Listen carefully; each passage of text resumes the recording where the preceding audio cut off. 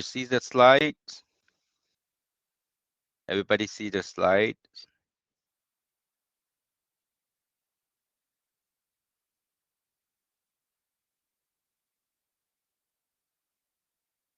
Yes? Okay, perfect. Okay, so today I'm going to talk about the second module. Yesterday we introduced a little bit what is international finance, what are the important elements to make international finance special compared to the traditional financing that we have learned in other finance courses.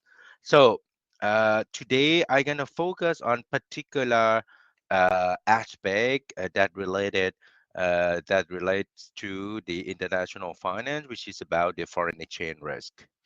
When we talk about the foreign exchange risk, I think what you need to know is a little bit about what we call international parity relationships. Okay, so before that, let introduce you foreign exchange market. Somebody know is already is the largest and most active financial market in the world. Is open somewhere in the world 24 hours a day, 365 days a year. So you have the market where the trader they connect each other and make trade, but you have also the foreign exchange counter where the tourists exchange in a very physical ways, and you have the spot market, and then you have forward foreign exchange market. The spot everybody know is the spot, is the current exchange, and forward you do action today, you buy and sell the contract for delivering in the future. All right, so these are the information about how the market function.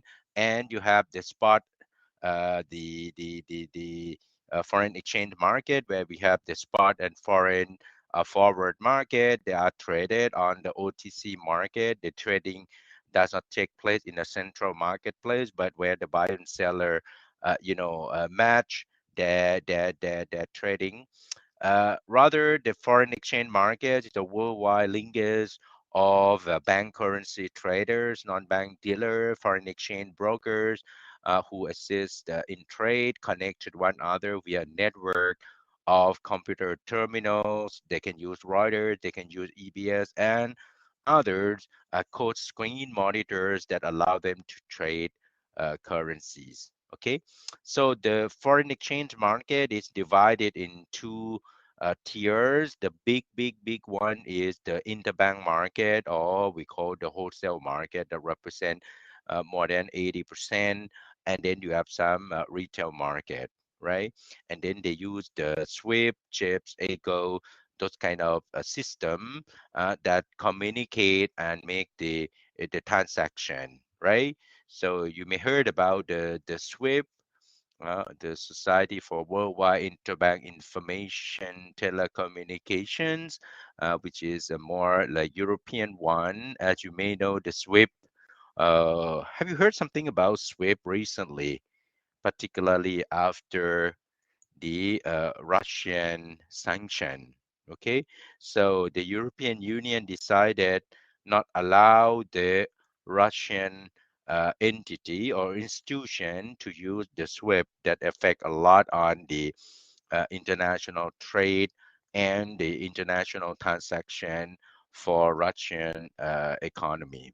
All right, you may heard about that one when they start to push the sanctions to Russian after the invasion in Ukraine. So the foreign exchange market participants, many of them are majority of them are international banks, and sometimes you also have non-banks and then also central banks. Okay, so the this is I can go very quick. The spot rate quotation, you can have direct quotation or indirect quotation. You have the bid and ask spread. Okay, the bid price is the price a dealer is willing to pay you for something, meaning that the bid price as is the price which you can sell your base currency. And the ask price is the price at which you can buy base currency, where the dealer which you to pay, right? So, and the difference between bid and ask, we call the bid and ask spread. And then is you have sometimes some cross rate of some small, currencies where they quote it in one currency and then you refer to another currency and so on and so forth. And this one we call the cross rate. So this is example how the currency or spot market is coded. So you have the slash between the two currency. When you have euro slash US, what does it mean? It means that the currency which is placed before the slash is the called base currency, and the currency after the slash is called quoted currencies, right? So for example, in this case, so you have bid and ask, so you have 1.28884, which is about the value of euro in US dollar. Okay, if you want to sell euro, okay, so you're gonna get these bid price of 1.2884, which is lower than the ask price, which is normal. Okay, when you are planning to sell, and when you are going to buy, you're gonna buy with a higher number, a higher rate of the euro, which is 1.2887. Okay, so which is now the value of euro is depreciate a lot or appreciate a lot. What is the value of euro today against US dollar? Somebody knows? Anyone know what is euros, US dollars today, approximately? In the past, that was the value in the past. In the past is about 1.29. What is the value of euro in US dollar today is 1.09, meaning euro depreciate or euro appreciate. Euro is depreciating or appreciated. So when the value goes down, it means the value of euro goes down, mean euro is depreciated or euro is appreciated compared to the previous quotation, which is 1.288. Okay, right now is 1.09, meaning that euro is depreciated or euro appreciated.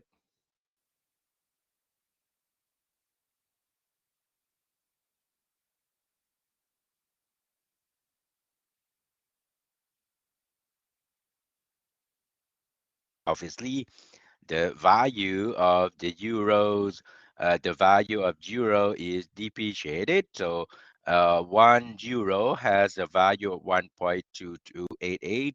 Right now is 1.09. Okay, so the value of euro depreciated. Everything is relative right now. When you look at these euro and US, so you can say the dollar is appreciated. Okay. Perfect. So appreciated mean dollar, right? The dollar has more value than they had it in the past. Okay, we call dollar is appreciated. However, euro depreciated. Okay. Okay, so that is a kind of direct quotation, but sometimes you can have also some indirect quotation. For example, you have the Japanese yen and US instead of using the normal quotation, we often refer to $1 equal to 89.710 Japanese yen, because otherwise, if you quote it in the direct quotation, you're gonna get like 0.0000 something. So it is much easier to quote it this way. Okay, this is how the spot rate quoted. So you have the bid and ask, and you know how to read the bid and ask spread. And then you have also the different the price that you can exchange your euro, your to dollar or dollar to euro. You can go for the spot rate, but you can also, in this case, for example, the British pound, 1 month forward, 3 month forward, 6 month forward. What does this mean? The spot rate is, let's take the Friday here, 1.5627. Okay, 1 pound equal to 1.5627 in the spot rate. Okay, but if you buy a forward contract for 6 months delivery, you're gonna get 1.5445. Okay, so you go to the bank sell your forward contract for 6 month delivery. So let's assume that you are in the contract starting from the 14th of April. 6 months later, okay, you're gonna bring your British pound and you gonna convert, and your counterparty, meaning the bank that sell your forward, will gonna deliver your US dollar, but using the rate that you agreed 6 months ago at 1.5445. Okay, everybody understand what the forward contract means?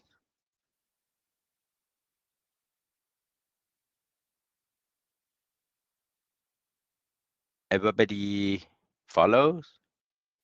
You know what the forward contract, right? You take any derivative class? Yes? Yes, complicated derivative classes, no? Usually you have a lot of mathematics, isn't it? So everybody know what the forward contract, isn't it? So if you are a corporation, some of you working for a corporation, you do corporate finance, okay? So Hong, Hong, Hui Tran, so you are the one who have the camera. So thank you very much, first of all. I see your office. So you're still in the office? Yes. Okay. So other people, before I ask you, we can have some more interaction classes. You can put your camera on if you wish to. I encourage you to put on if you. Yeah, I try to open the camera to to have you not feeling lonely today.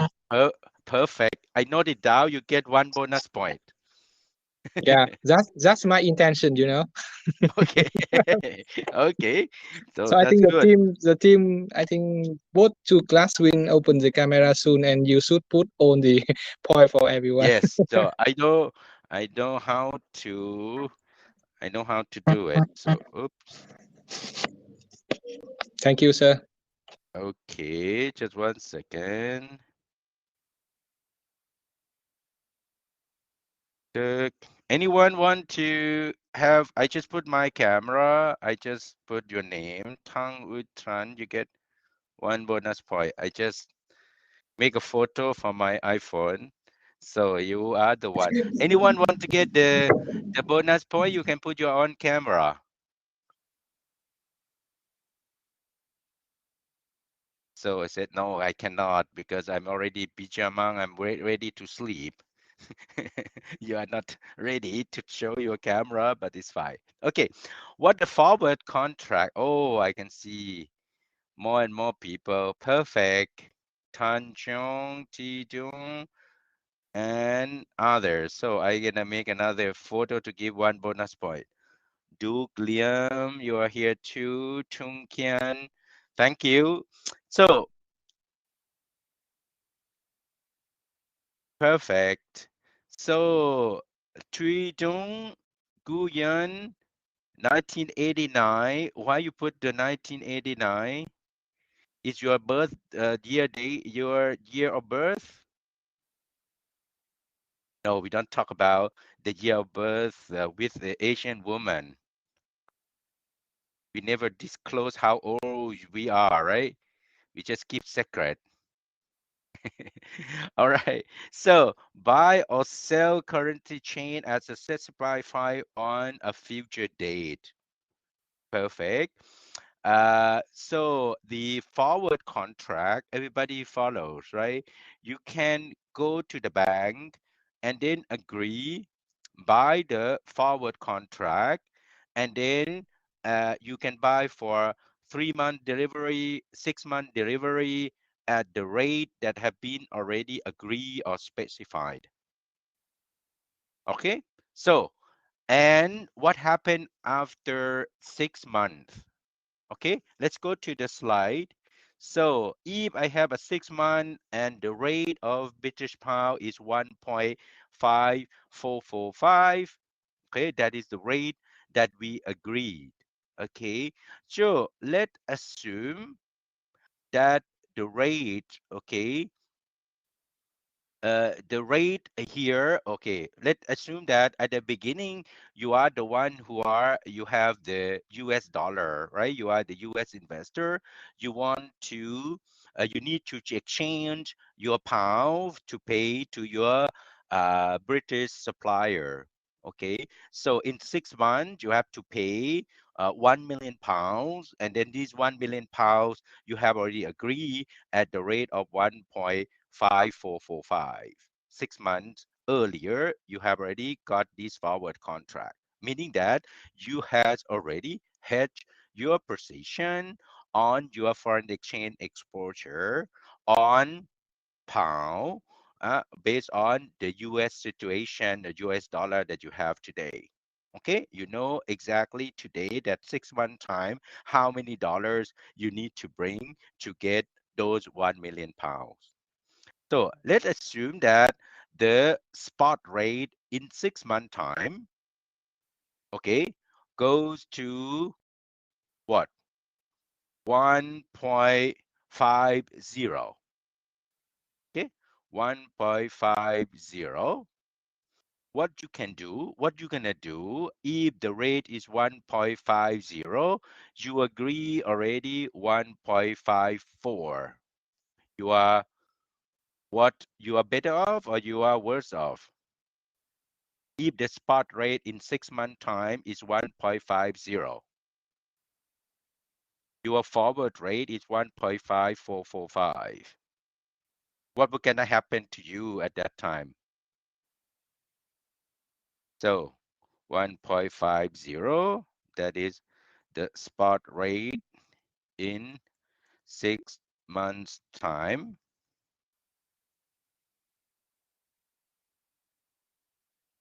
where your forward rate is 1 point what?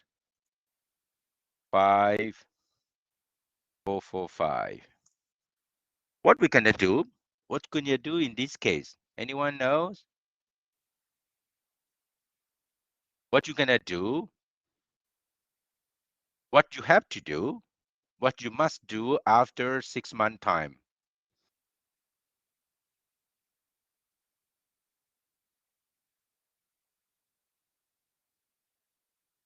What action you have to do? Go with spot? Can you do that? Because if you go to the spot, it means that you gonna convert your US dollar. Don't forget that you are dollar, right? You want to get 1 million pounds, right? So you want to get 1 million pounds. The spot rate give you a favor? Are you sure?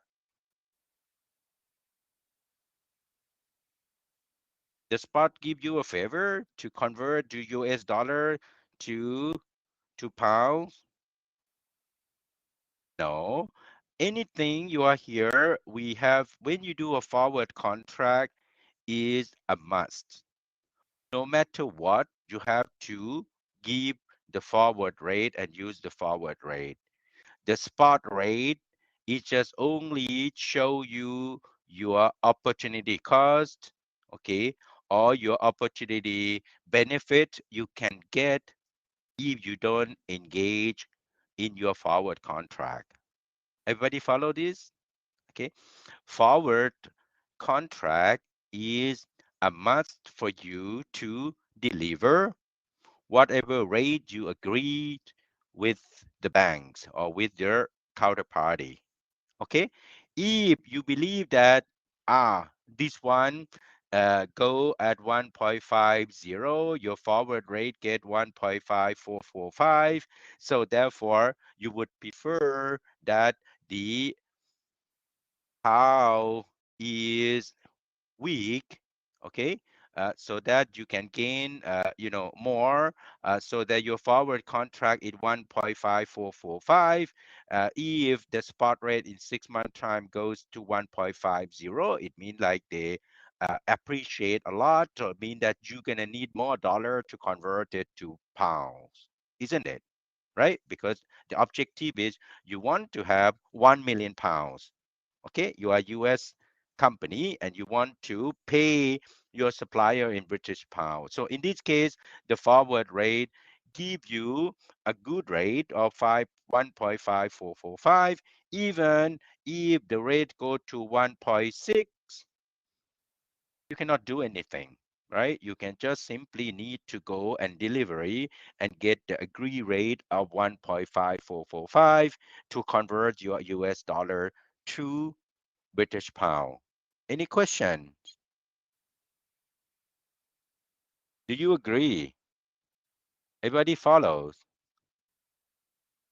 You follows?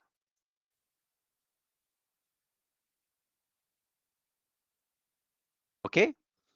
So now you said, wow, it is not good because if the pounds, uh,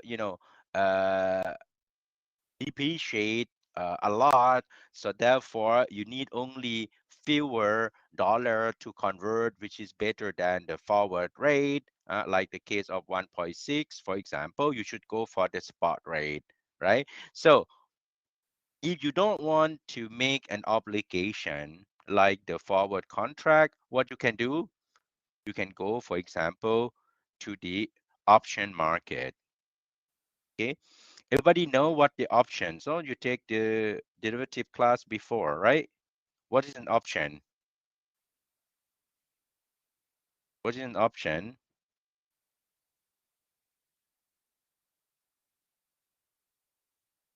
The option is an option, right? So you can do go or no go on this one. Okay, so we have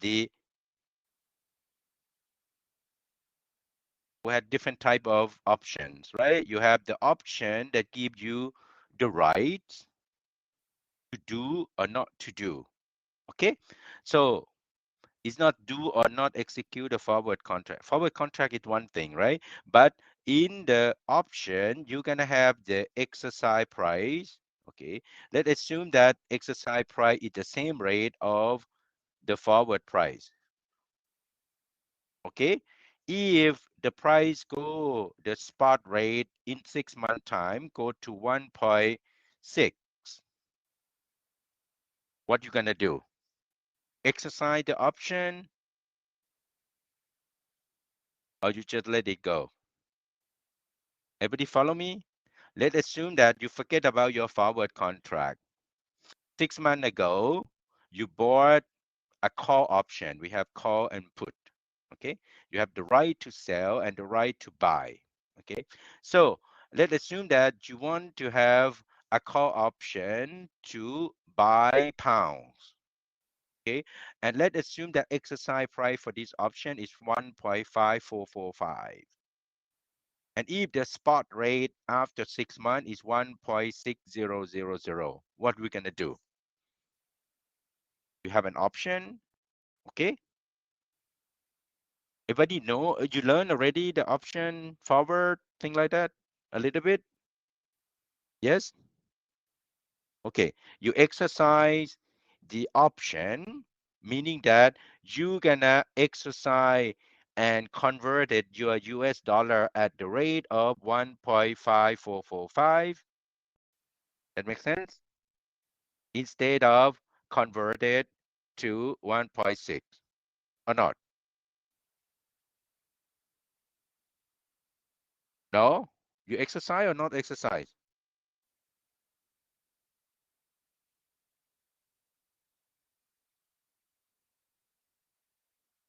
Have a doubt. You have a doubt as well? You are the US dollar investors, right? You want to buy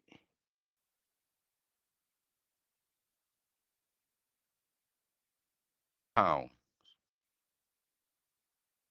You're going to exercise or not exercise? You will not exercise, right? Because the spot rate is 1.6.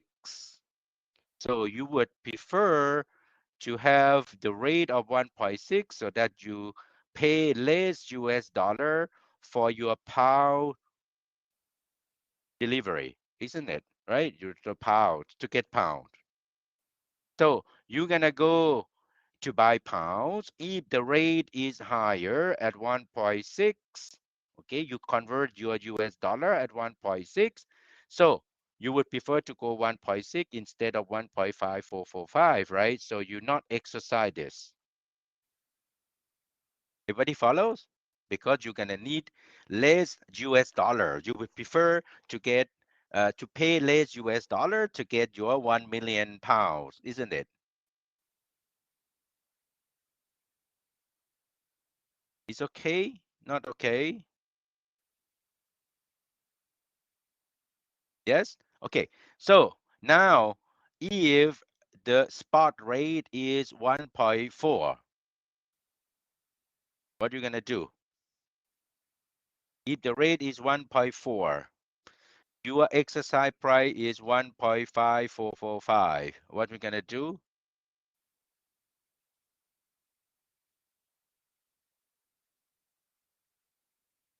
Do as exercise price. Okay, so you do exercise price at 1.5445.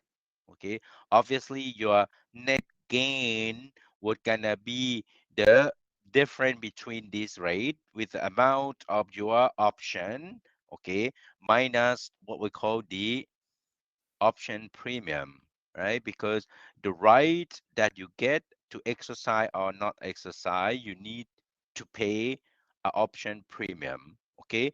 And the bank will calculate what kind, how much the option premium they're gonna charge you. Unlike the forward contract, you don't need to pay anything.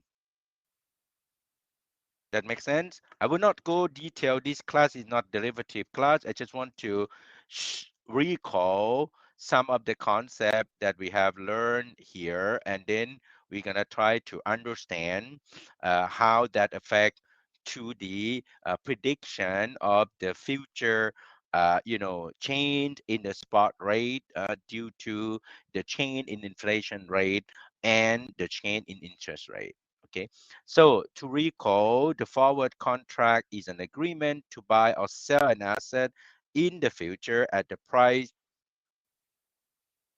agreed upon today. The forward market for Forex involves agreements to buy and sell foreign currency in the future at price agreed upon today. Bank codes for 1, 3, 6, 9, 12-month maturity, and then you can have more than if you wish to. So if you have agreed to sell anything, you are short. That is the terminology we use. If you have agreed to buy anything, you are long. Okay, that is the terminology that we use. It is a way to express the forward quotation in the form of forward premium or discount. So we're gonna analyze it to get the percentage as compared to the spot rate. For example, suppose the spot rate of euro and US dollar equal to 0.5235 and the forward is 0.5307. If this contract is a contract for 180 days, so you can see that this forward contract is quoted at the premium of 2.75%. That is just only nothing complicated, just only to normalize all the quotation and try to get an idea of the forward contract uh, price based on the quotation here, right? So that you can compare with the different maturity. Okay, so what we can going to do at now is try to find some relationships, and these relationship we call international parity relationship. What is a parity relationships represent? They represent relationship among exchange rates, interest rates, and inflation rates. Okay, so the word one that we're gonna try to find this relationship is we call the IRP. IRP represent internal interest rate parity, where you're going to get the relationship between the different rate differential among between the two countries should be equal to the forward discount or premium on the foreign currency. I'm going to show you later on how we derive the IRP. We also have another interesting relationship between the expected percentage change of spot rate of foreign currency and the expected inflation rate differentials between the two countries. And this one we call the PPP, which is the purchasing power parity. If I use the IRP and PPP, I can derive also what we call the international feature effects, which is the relationship between the change of spot rate and the interest rate differentials between the two countries. All these can be combined and then you can get the FEP, FE, FPPP. I'm going to show you in a minute right now. Okay, so before we identify this international parity relationship, I would like to first of all introduce you that you have learned already in different courses before, that we are talking about here the equilibrium conditions where the law of one price apply and there is no arbitrage opportunity. What is the law of one price? The law of one price prevails when the same or equivalent thing are traded at the same price across different location or market, precluding profitable arbitrage opportunity. The term arbitrage can be defined as the act of simultaneously buying and selling the same or equivalent asset or commodity for the purpose of making certain guaranteed profits. Okay, so since it's very difficult to find out the arbitrage opportunities, so therefore we can assume that the market can be said to be in equilibrium when no profitable arbitrage opportunity exists. So we are talking about international relationship here, the parity relationship. We're just talking about under the particular condition at the equilibrium. All right. So the international parity relationship represents the arbitrage equilibrium conditions. Okay. And understanding parity relationship provide insight into how foreign exchange rates are determined. Okay. So that is what we're gonna do now. Right, they have several international relationship that we can have a look. Okay, the idea that we would like to, take the relationship between exchange rate, interest rate, and inflation rate. Okay, let's start by the first interest rate parity. We call the IRP. So before I go, do you have any question? Any question?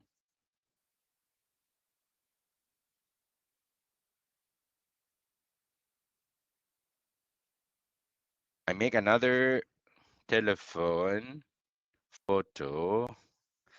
Oops, since I don't know much about converts, I give you another bonus point for the people who turn on the camera. Oops, I have 3 more people.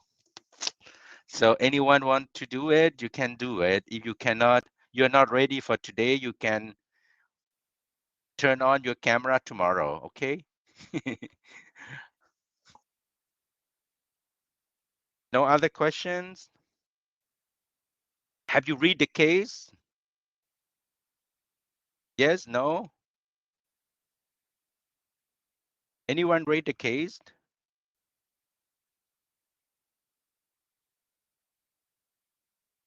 Yes, you read it. Tong, so I can ask you question, Tong. What did you read? You read the title? Or you read the whole? Or you skip it? You read the content. Very good. What is the content? There is no content in the case.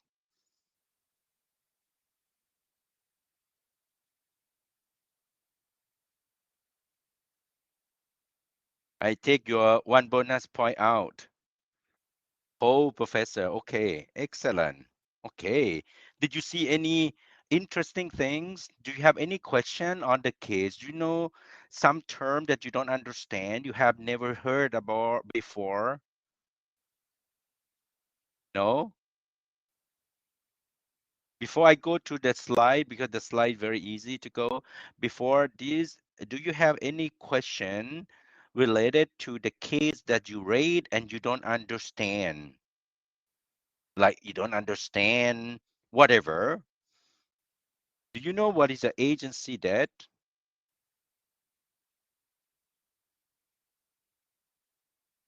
No. Tong Kien Tan. You read it, you said. You read contents. Have you seen? I think you can spend 1 session for this case. Very interesting. Yeah, I would spend 3 sessions on the case. Don't worry. Konoko. What is a Konoko? What is Konoko? Konoko is not coconut. What is the Konoko? Anyone know? Konoko Marawen were subsidiary. Konoko is the project sponsor, right?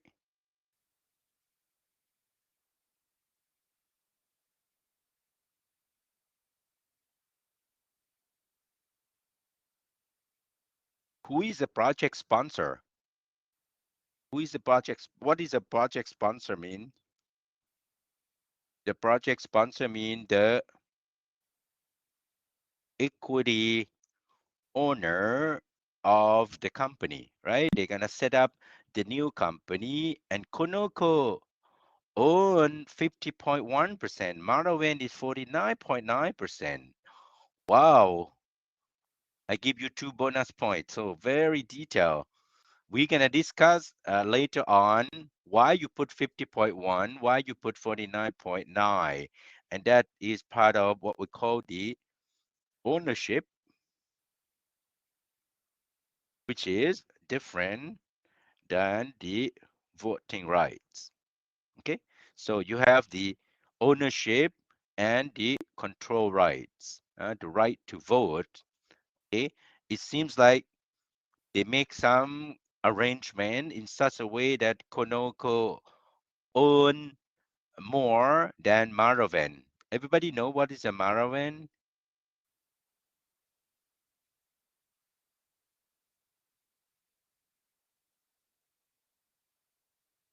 Who is Maraven?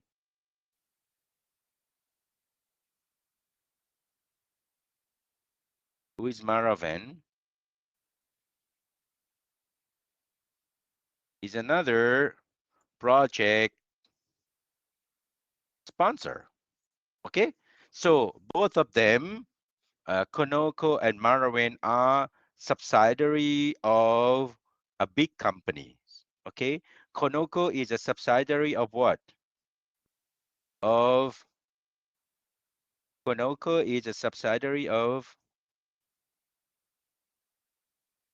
somebody see already? Marawen is a subsidiary of PDVSA. PDVSA is a state-owned enterprise, very large corporation. Okay, and Conoco is a subsidiary of DuPont. Okay, everybody know what DuPont company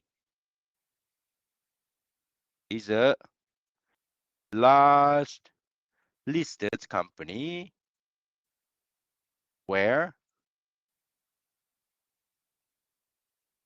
in the US, right? So it's a listed company in the US where you have subsidiary, which is Conoco. Marawen is a subsidiary of PDVSA, very large state-owned enterprise in Venezuela. They're gonna make a joint venture type of corporation. The idea is about to share 50% and 50%, but they do 50.1% and 49.9% in terms of ownership. Okay, we're gonna discuss later on why they designed to do so, because every element has some some meaning. Okay, so they joined to do the Petro Suata project. Okay, for the people who have not read anything, this is a super interesting case that you have to learn. Okay, so PDVSA is involved in public-private partnership, including foreign subsidiary in its group.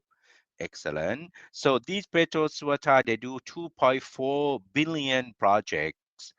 Okay, what is the ultimate challenge for this case? What they want to do? If anyone read it? They want to issue project bonds.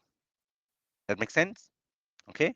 They want to issue project bonds. They want to get syndicated loans. Everybody know what a syndicated loan means? When you have like a makeup project, not just only one bank who lend the money, but you have several banks that syndicate, they combine together and give the loan to the borrower. We call the syndicated loans. That makes sense?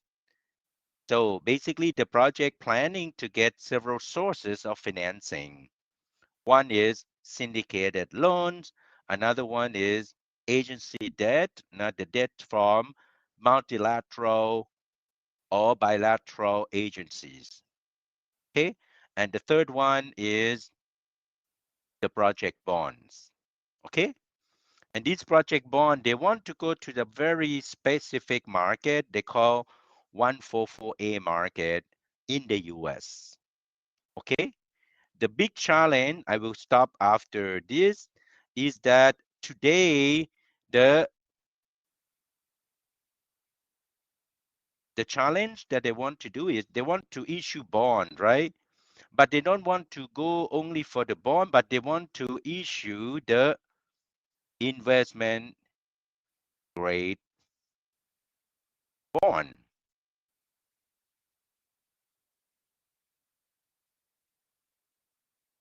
Yeah, everybody follows. So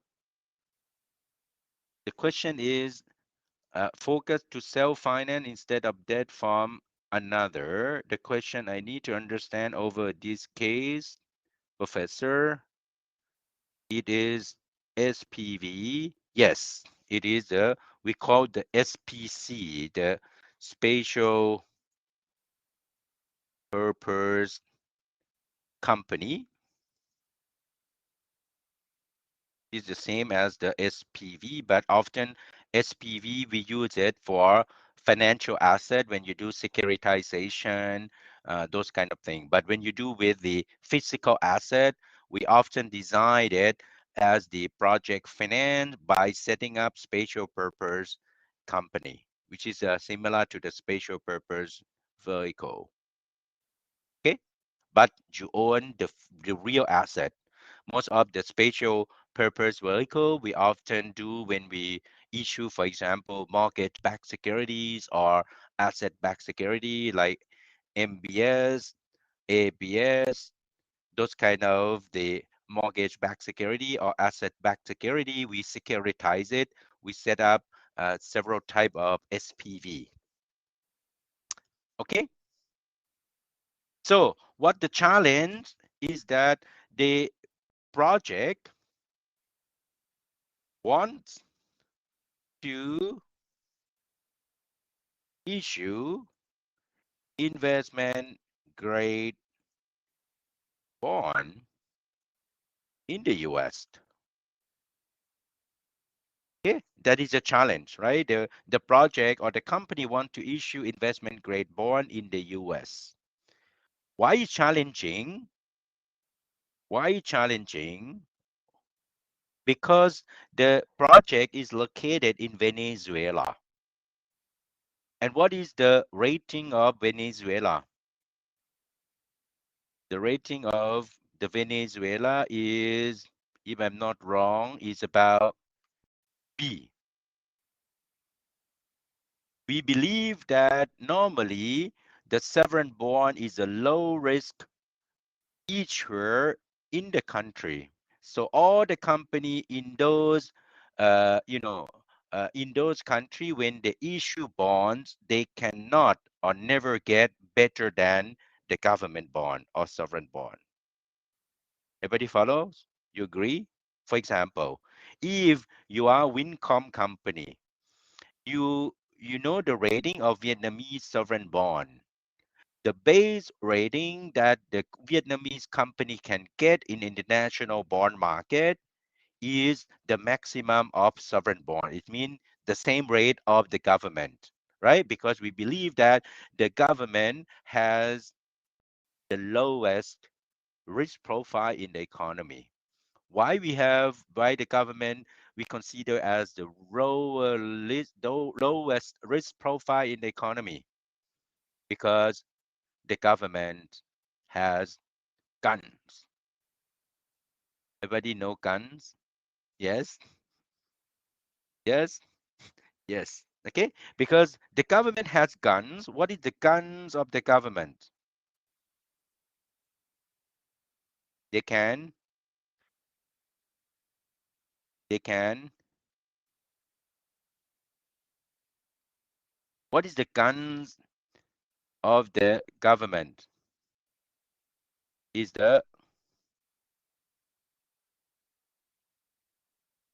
taxes, right?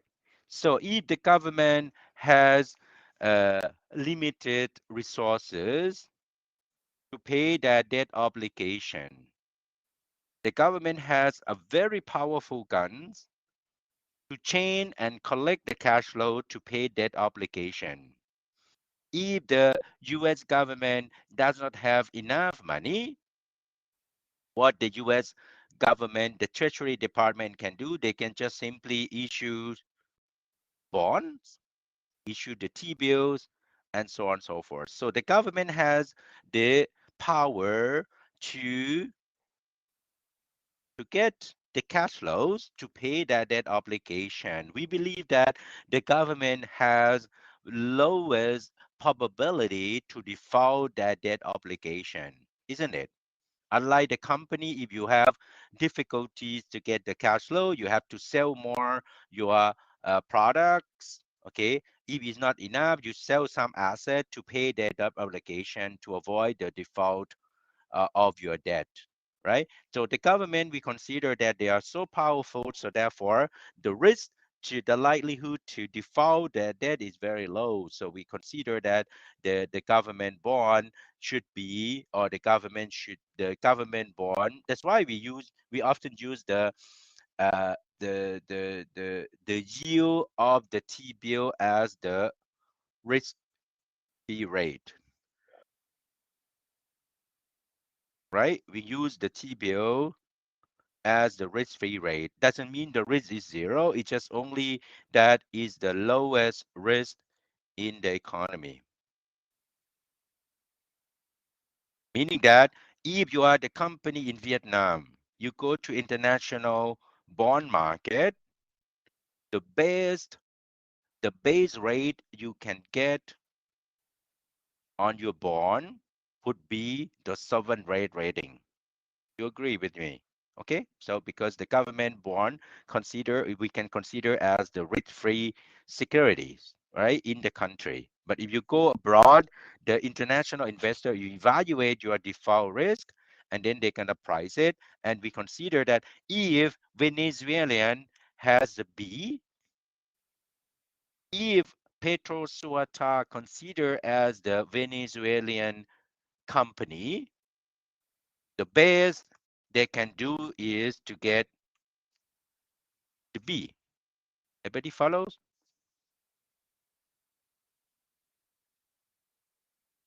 You guys are follows? Yes? Yes? Now, the investment banker who designed this project, they believe that this project can get probably better than B.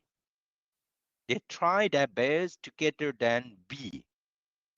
They want to go to get the investment grade rating. What is an investment grade rating? Is triple B minus. They want to go from B to triple B minus. Everybody see the challenging here? Everybody see the challenge?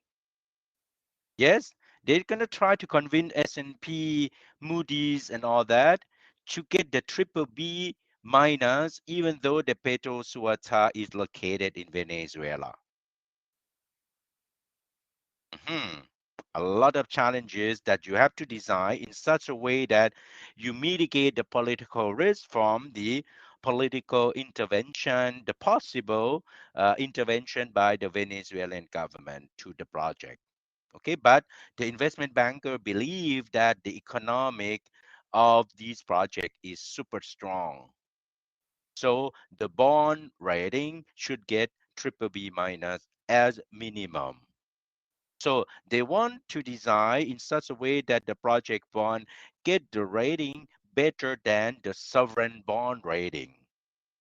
So how many notches they have to go? Everybody understand what the notch means? You know what the notch means? For example, if you are double A, triple A, the S&P said they're gonna downgrade the US to the from triple A to triple A minus. It means that S&P is considering downgrade of US government one notch. One notch means one level. Have you heard something about this? Sometimes you get from the news, they said that, okay, I gonna, the downgrade one notch of the Greek government bond, and this downgrade of one notch or, 5 notches of Russian government bond, meaning that they're gonna downgrade from triple A to triple A minus. If the Venezuelan got the B, if they want to downgrade, downgrade 2 notches, meaning that they expect that the new sovereign bond rating of Venezuela will go to what? If you downgrade 2 notches,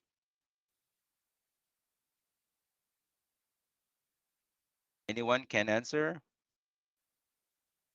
What is the downgrade of 2 notches after the B?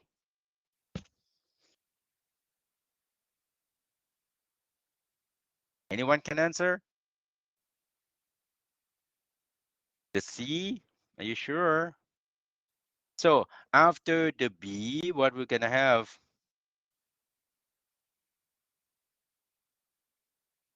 One notch after B is what? is B minus, isn't it? After the B minus, we're gonna be, after the B minus would be credit rating of B debt can be not lower. Yes. Oops. You go 1B, you go double B minus. No, it's wrong. It's not. So after B minus, one notch after B minus is what? One notch after B minus is what? Any right answer? Can you type?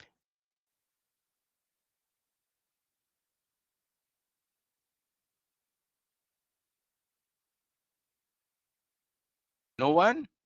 Anyone working on the bond market? So on Sunday or Saturday, we're gonna discuss on how we do the bond rating. Okay. So if you are the S&P, you're gonna give investment grade or triple B minus to the project or not, right? That is a challenge that we have to do.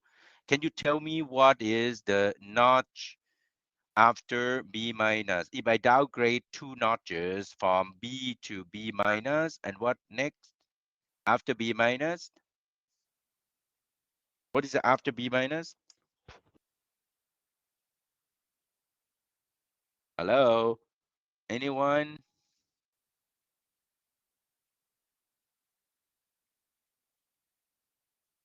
Han Kwong Guyen, you're typing?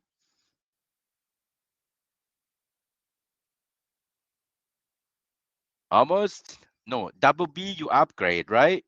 So it's already B minus. After B minus, it's gonna be triple C plus, right? And then you get triple C minus, and double C plus, double C minus, and so on and so forth.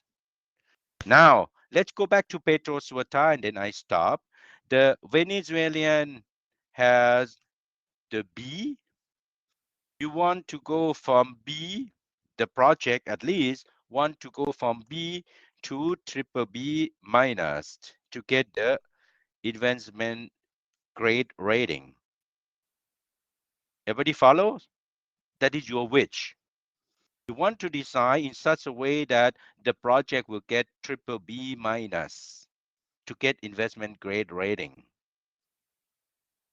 You see why we do care? Why they want to get the investment grade rating? Somebody knows? What the implication when you get a better bond rating? If you work as the CFO of the company and the company is planning to issue bond and the bond get a better rating, what the implication for you as the CFO of the company?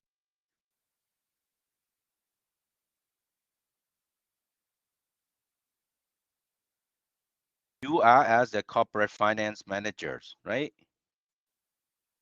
For your company, when you get a better rating, what does this mean?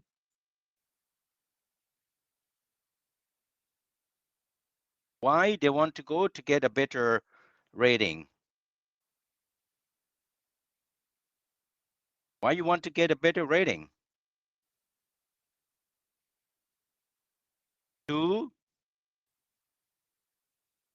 why you want to get a better rating? Use a rating agency? No, both rating they do the same. Low risk because the firm has a good stability to get higher loan or lower interest.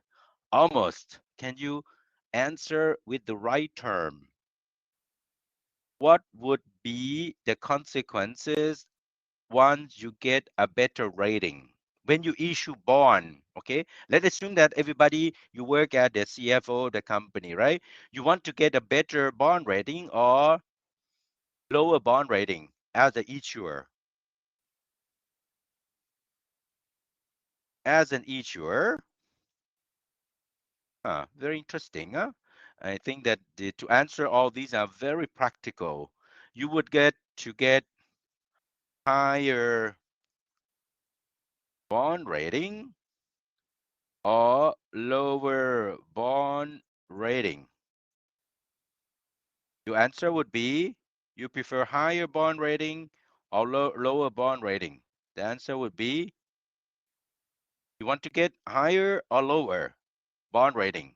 Answer, very simple question, isn't it? Higher rating. Perfect. Higher rating. You are issuer. You want to get a higher rating. My next question is why? Why you want to get a higher rating? You answer already higher. What is the why you want to get a higher rating?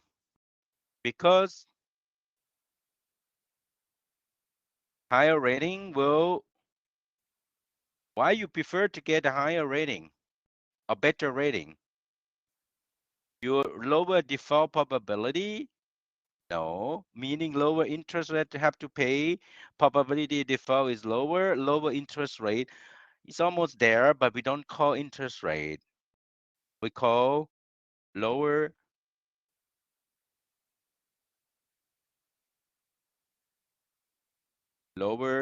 yield or lower cost of debt.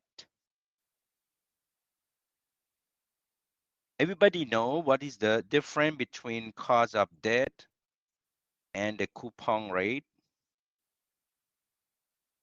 Yes?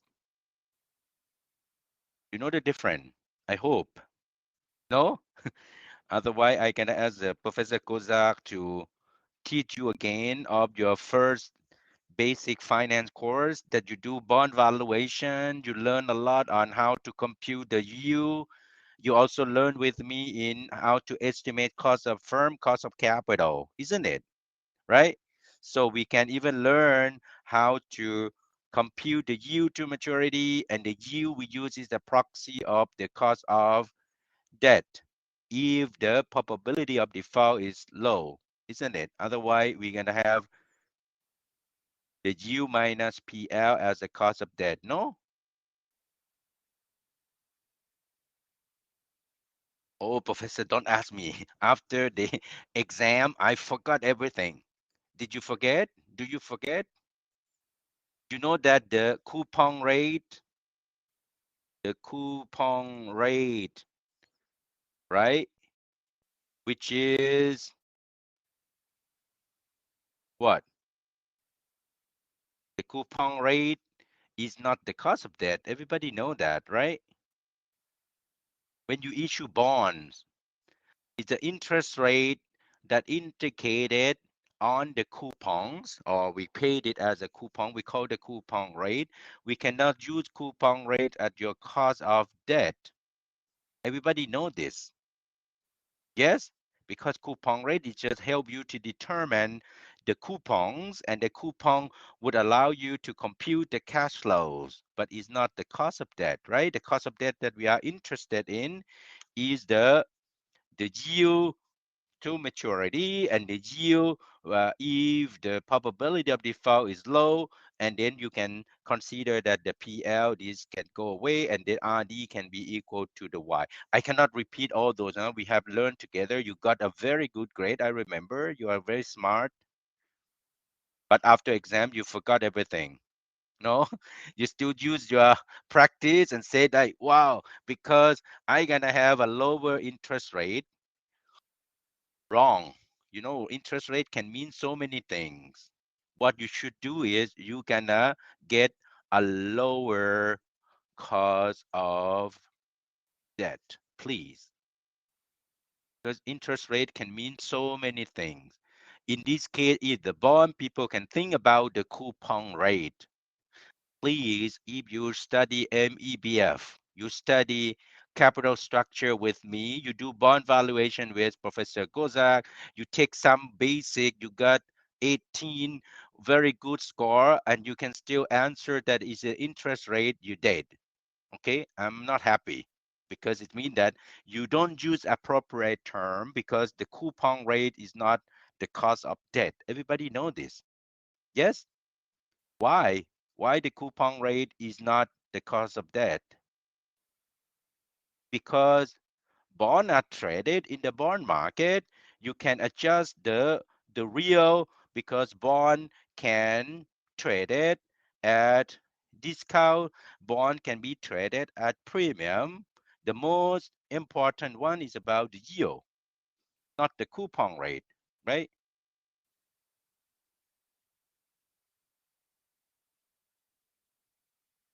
Oh my God, if you still don't know this, it looks very new to you. I'm very sad.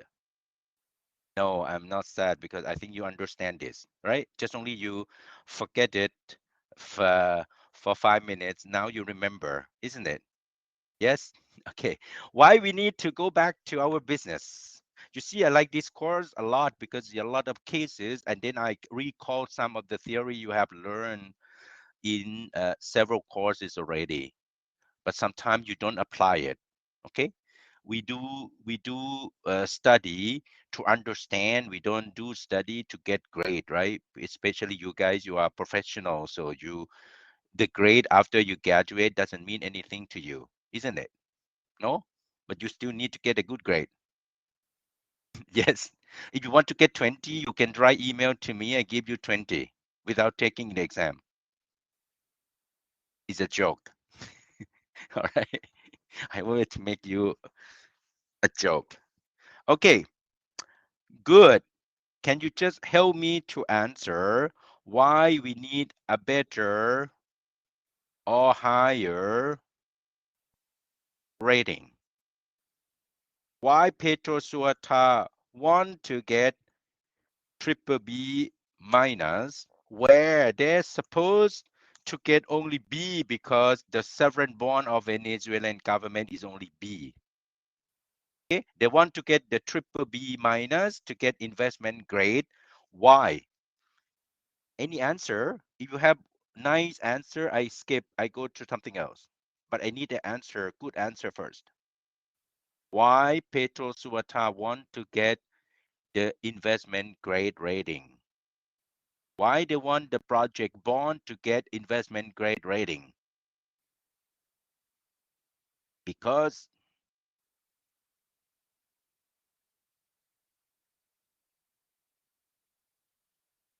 one, you're afraid to get mistake. No stupid answer, huh? That is gonna give you because triple B minus is adequate credit quality for investment grade. Yes, but not the answer. I wish. Because go one more step. Why they want to get investment grade?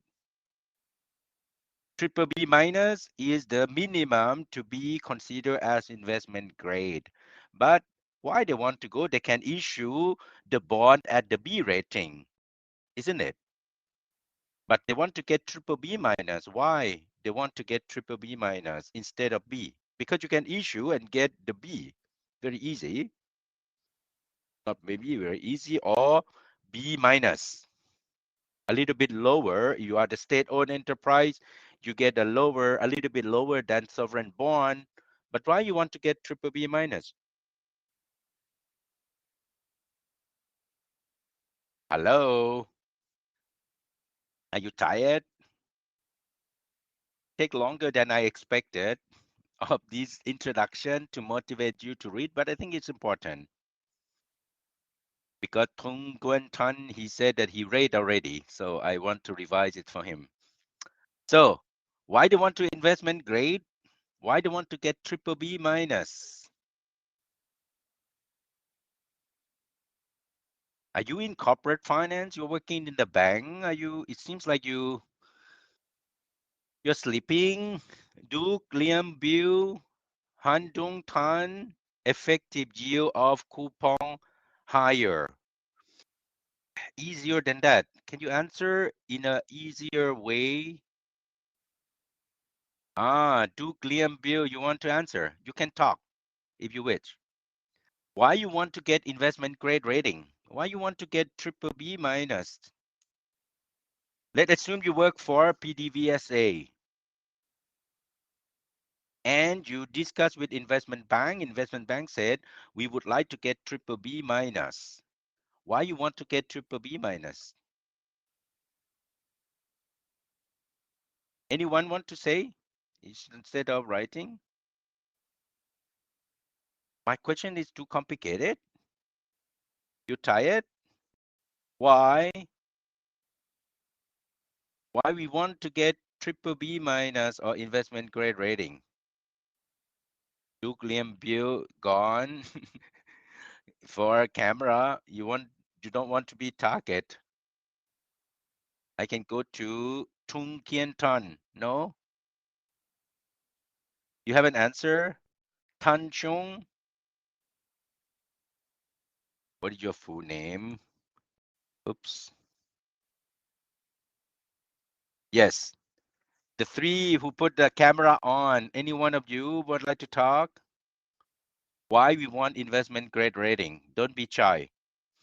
To get more credibility from large organization, potential customer. No, easier than that. I have already repeated several times. Why we want to get a better rating? Please.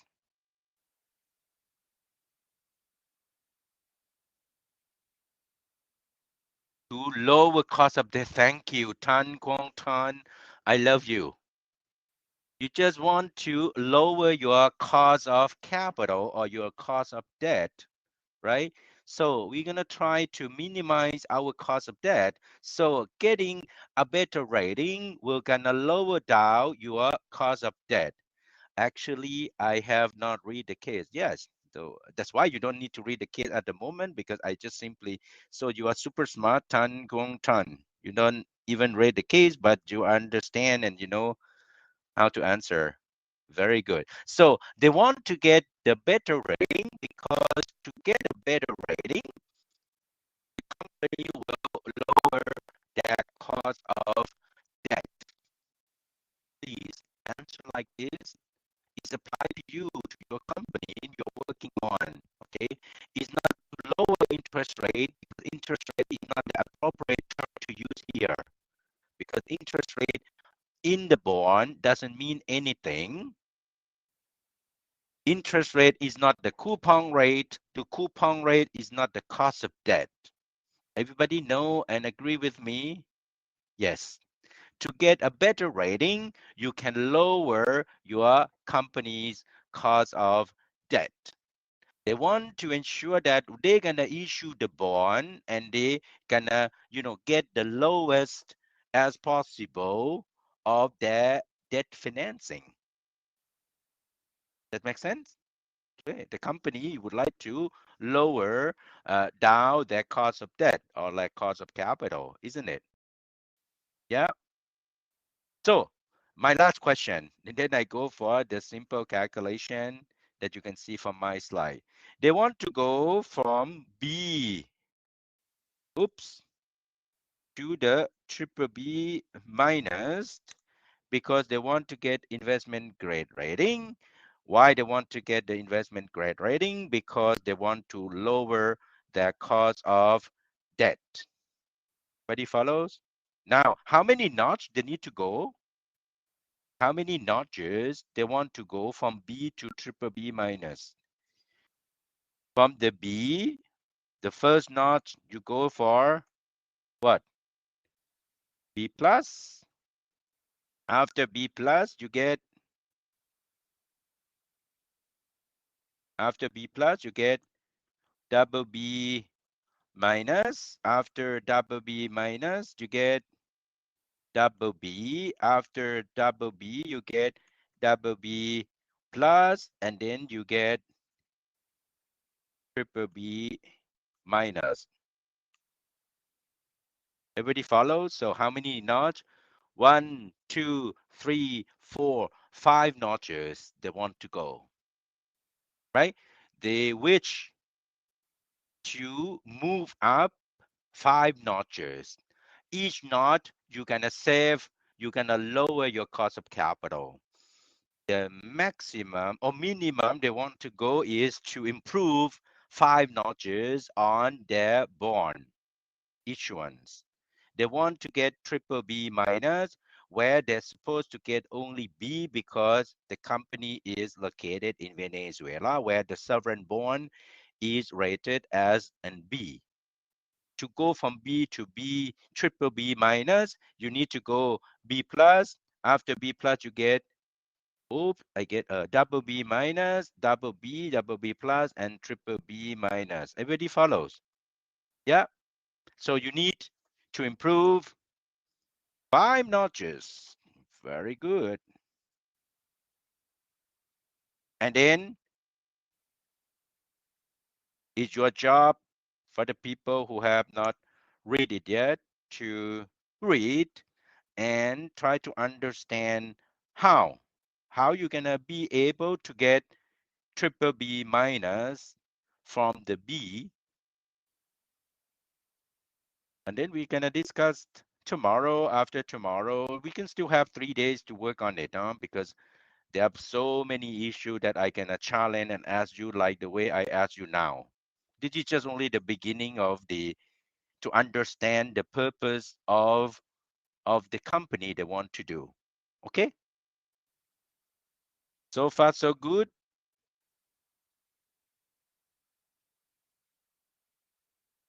So far, so good. Yes? No? Yes? Perfect. Every day answer yes, yes, yes, yes. Very good. All right. I stop the case now. I go to my main slide. So I'm very happy to share again some of elements that would motivate you to read. I believe that some of you follow a little bit more after you read. I gonna correct some of the answer, challenge you a little bit so that we can understand the case and brainstorm and discuss. And you're gonna understand that finance is an art, is not mathematics. Because in the real world, it's very difficult to justify many things, put it in number. They have a lot of subjective elements. But the nice thing about finance that we can quantify those subjective elements to numbers. And that is what we're going to do together in our class. Okay? And then we're going to do how we're going to make these estimation to quantify some of the elements into the real number and make a final investment decision. Whether or not, if you are Konoko, you're gonna go or no go for this project. That is a final ultimate decision you have to make. So therefore, you have to make several assumptions. How we make all those assumptions, we're gonna learn together to give you the tools to make this kind of international investment decision together. So far, so good. Yeah, good. Do you need a break or you want me to continue? Or we can continue and we finish a little bit earlier, no? Or you want to have a 5-minute break and then we continue as you wish. A break, a break. Yes, sir. Okay. We have 5-minute break, okay? I turn my camera on, so if I come back, I hope you come back already, okay? So we have a short break so that you can have a beer, a coffee, and then we see you in 5 minutes. All right. Thank you. See you. I pause my video record. Hello, welcome back. You hear me?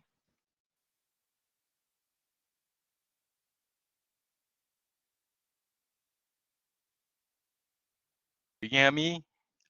Yes, okay.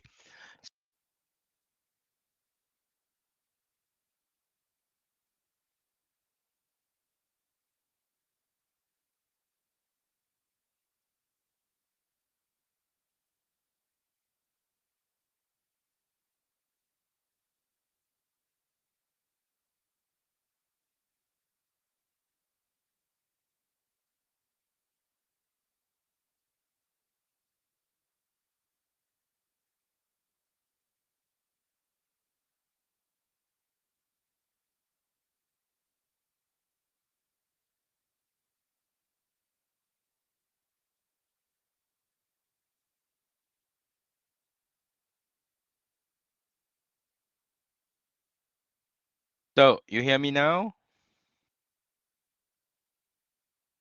Yes. Okay. Perfect. So great. For the people who just joined very late, tomorrow please try to be on time. And then also I think on Saturday and Sunday we're gonna discuss in a more interesting way where you don't work. And I understand that you're working sometimes very difficult to manage time. Okay, I stop on the case at the moment, so I, invite you to read the case again. You can scan, go quickly for the first time, and then each time when I discuss, you can more precise and read it carefully for some of the items or issues that I can address. Okay, so let's go back to our slides where I gonna share with you on the slide that we have here. Okay, remember we would like to find some relationship amongst variables that we are interested in. It's about exchange rate, interest rate, and inflation rate. The first parity that we're going to learn is about the interest rate parity. Okay, what is the interest rate parity? The interest rate parity just tell us that the arbitrage condition that must hold when international financial markets are in equilibrium. If IRP did not hold, then it would be possible for someone to make unlimited amount of money exploiting the arbitrage opportunity. Since we don't typically or easily observe persistent arbitrage condition, we can safely assume that the IRP holds. What is the IRP? I just give you example that suppose you have 1,000 euro to invest for 1 year. So you have two choice. Okay, right now you are the French investor, you are in France. Suppose you have 1,000 euro to invest for 1 year. Consider two alternative ways of investing this fund. You invest domestically of 1,000 euro, you're gonna earn I euro. The interest rate that you're gonna earn I euro will make your future value of 1,000 will grow to 1,000 multiplied by 1 plus I euro. So far, so good. Everybody follows? Yes. Now, my second alternative is to invest it in Japan.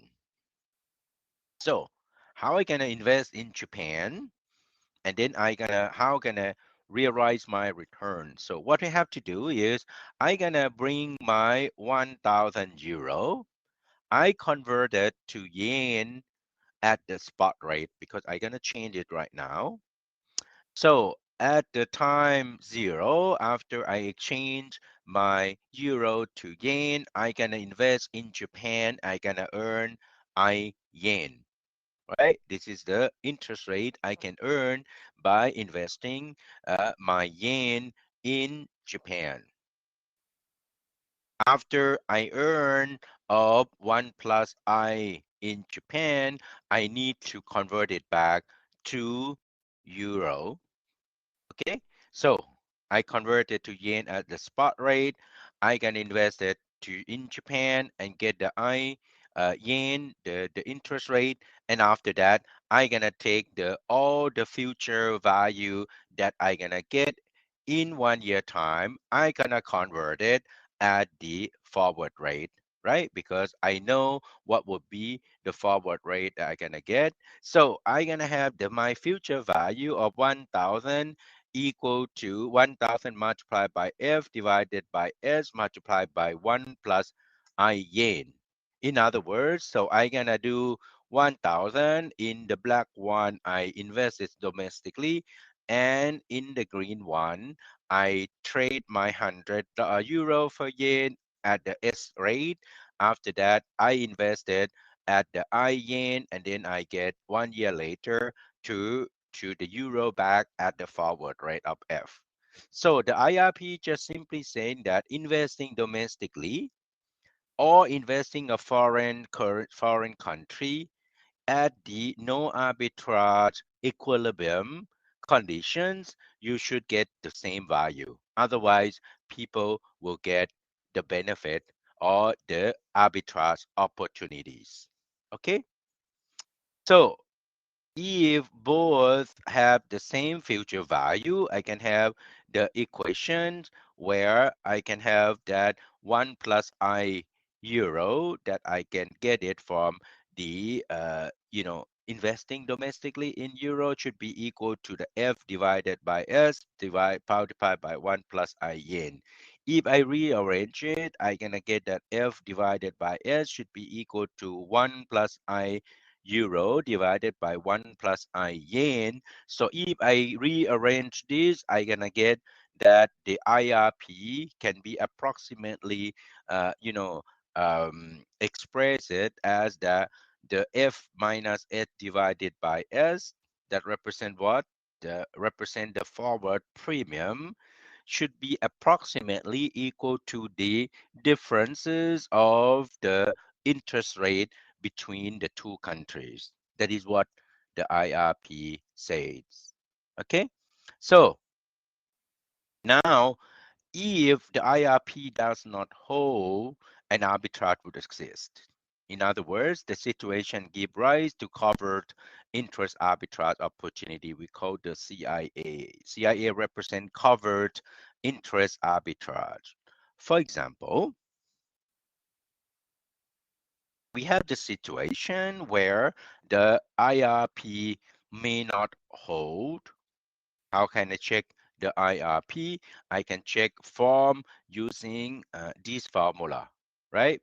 I can check from this formula to check whether IRP holds or not based on these conditions. Suppose the annual interest rate in the US is 5% and interest rate in the UK is 8%. The spot exchange rate is $1.5 equal to £1 and forward exchange rate is 1.48 over equal to £1. Assume that arbitrager can borrow up to 1 million dollar. Okay, what would be the cover interest arbitrage profit they can make if they can? Okay, so what you have to do is first of all check whether this condition will make the IRP holds or not. Okay, so I can take F over S multiplied by 1 plus I pounds in the foreign country. So I'm in the US. US consider as the domestic. I compare this, okay, with this. Okay, so if this one is not equal to this one, it means that IRP does not hold. So what I have to do is I check F divided by S multiplied by 1 plus I pounds. So I get that is equal to 1.0656, meaning what? Meaning that $1 I'm gonna put it invested in the UK, I'm gonna earn 1.0656. If I have my $1 after 1 year, it's gonna grow to 1.05. So there is not the same value. So the IRR does not hold. So therefore, I can make an arbitrage. How can I make an arbitrage? Since the condition make the I 1 plus I dollar, it means investing domestically in the US, which is lower than the, value of $1 if I invested in the UK. So therefore, you can make these following transaction to realize your arbitrage gain, right? So what you have to do is you have to borrow up to 1 million US dollar in the US. Obviously, this $1 that you borrow, by the way, when we do these cover interest arbitrage, you have to start from zero and then you end up at zero, meaning that you have to borrow, okay, and then you have limit of your borrowing, okay, and you can borrow up to 1 million US dollars. So if you invested in the US, that you have to pay your interest rate at 5%. So you have to compare these whether or not your borrowing cost that gonna increase your cost that you need to get 1,050,000. However, if I see that there is an arbitrage opportunity, what I can do is I can take my $1 million, convert it at the spot rate to get my pound. After I get my pounds, I can invest pound and earn 8%. So after I earn 8%, I'm gonna sell my 720,000. That is about the value in pound in 1 year in the forward market. And then I can get the forward rate of 1.48. So I get 1,065,600 in 1 year. The arbitrager will make a profit of $15,600 without taking any risk. Okay, that's why we call an arbitrage. Why you have no risk? Because all the foreign exchange risks have been covered, okay, by these forward contract.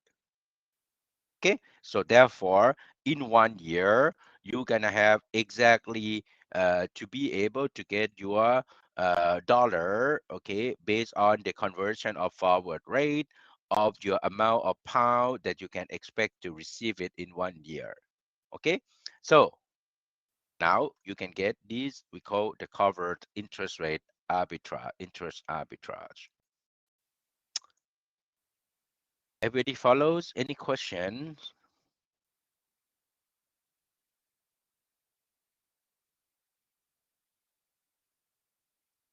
Any questions?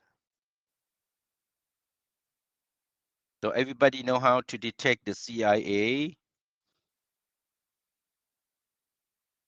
CIA is not the, information secret agency in the US. Is the cover interest arbitrage. Okay, so in the quiz that I have, if I give you some condition, everybody know how to check the IRP, right? Interest rate parity, whether it's whole or not. Okay, you check whether the value of your dollar you invested locally, domestically, and the value that you're gonna invest it internationally, the no arbitrage, the IRP hold when these values are the same. If they are not the same, therefore, you can have the arbitrage opportunities. It's clear to everyone. And what next? What happens if someone detect the arbitrage opportunity like the case that we have? What will gonna happen? It's gonna happen that if someone know that the arbitrage opportunity exists, so how long will this arbitrage opportunity last? The answer would be very, very short while.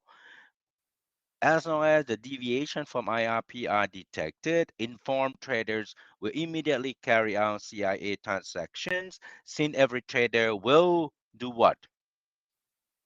Will do what? Remember, everybody see that everybody will gonna borrow your US dollars.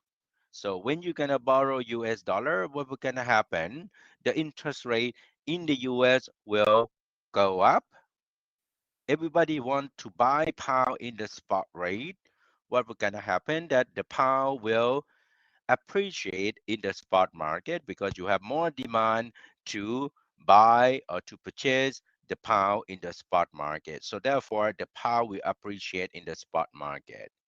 Everybody know that everybody want to go and invest it in the UK. So the interest rate in the UK will decrease or will fall. Everybody will kind of convert their dollar to get to pound to dollar to sell pounds. So the pound will depreciate in the forward market.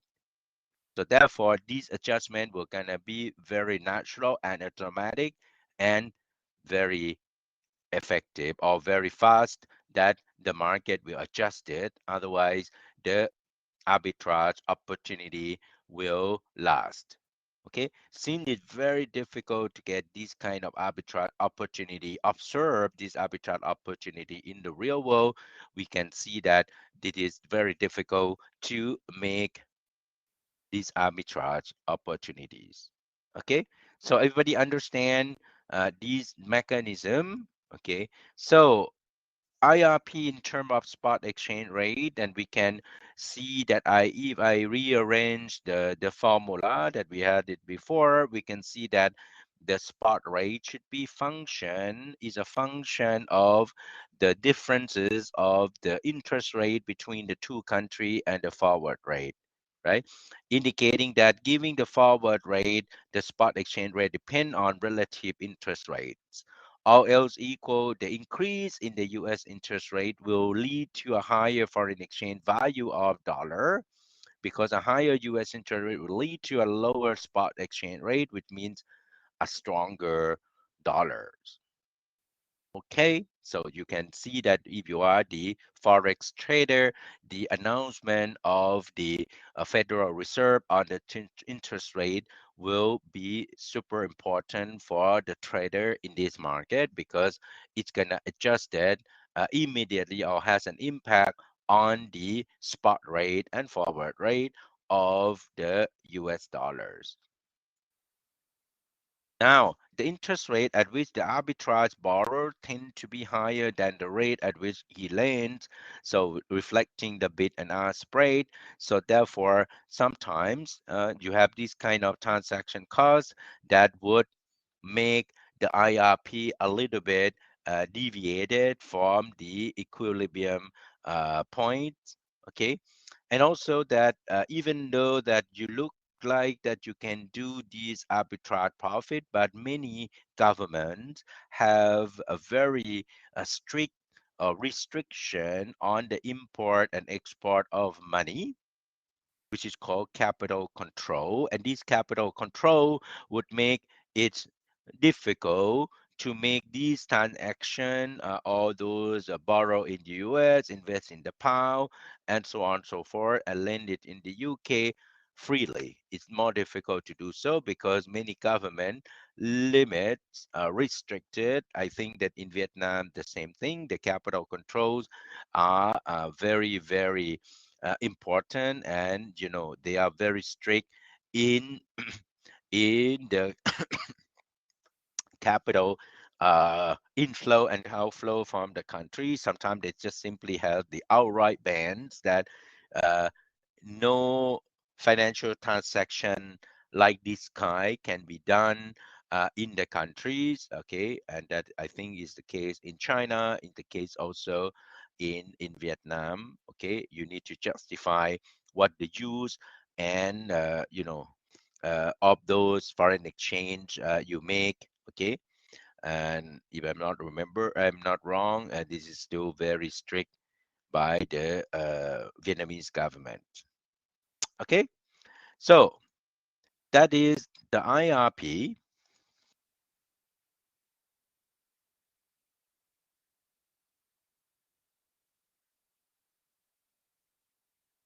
Any question? The IRP very simple. So let's see what kind of problem set you have.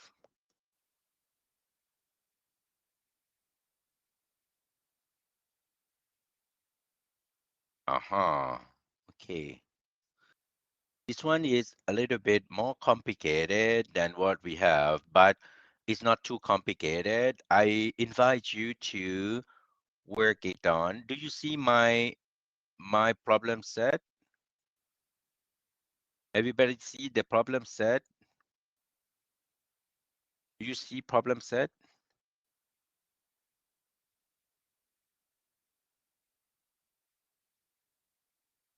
Do you see this problem set? Everybody see this problem set?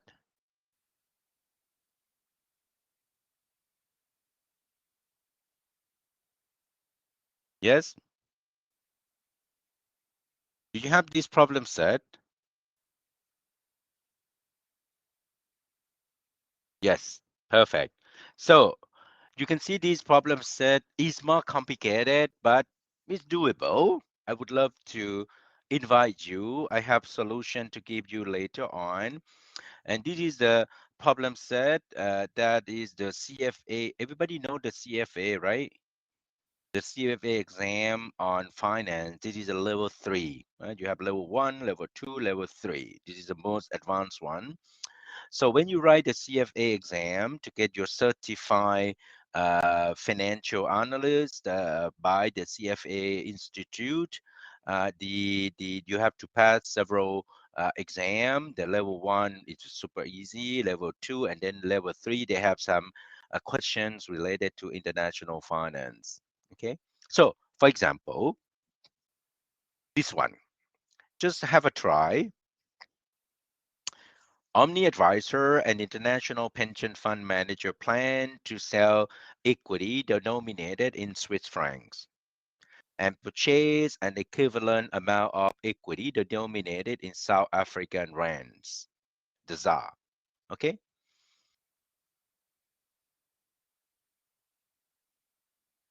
Everybody follows? You are the pension fund managers. You plan to sell equity denominated in Swiss franc and then purchase and invest it in South Africa stock market in ZAR. Omni will realize net proceeds of 3 million Swiss francs at the end of 30 days and wanted to eliminate the risk that the ZAR will appreciate related to the Swiss francs during the 30-day period. Okay, you're planning to do now. You have the budget or the money amount of 3 million Swiss franc that you plan to sell your Swiss franc and get the ZAR and invest it. You're gonna plan it to do in this 30-day period. But you're afraid that the ZAR will depreciate, meaning that the amount that you're gonna convert from Swiss franc to ZAR will be lower than you expected, right? You have this foreign exchange risk that the ZAR will appreciate, may appreciate. Everybody follows?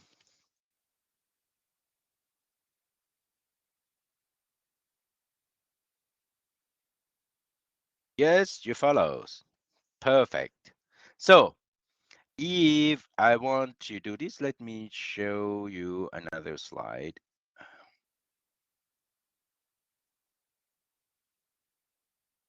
So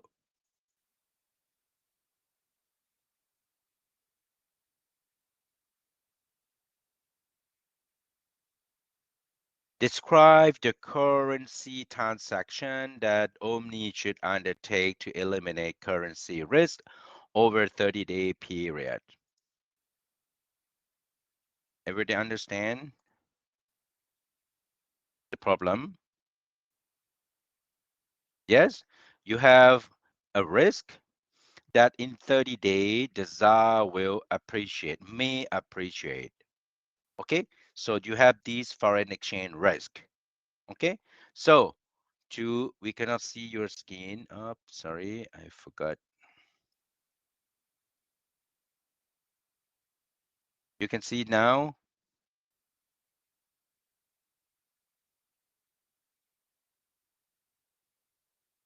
Yes, okay. So everybody follows. Okay, you are afraid that the ZAR will appreciate, right, in 30-day time. Okay, so you want to ensure that your 3 million Swiss franc will, have more ZAR to invest in 30-day time. So this is a foreign exchange currency risk that you have to do. Okay, so to hedge, to eliminate this foreign exchange risk, that the possible the ZAR will appreciate in the future in 30-day time. What you have to do is basically you can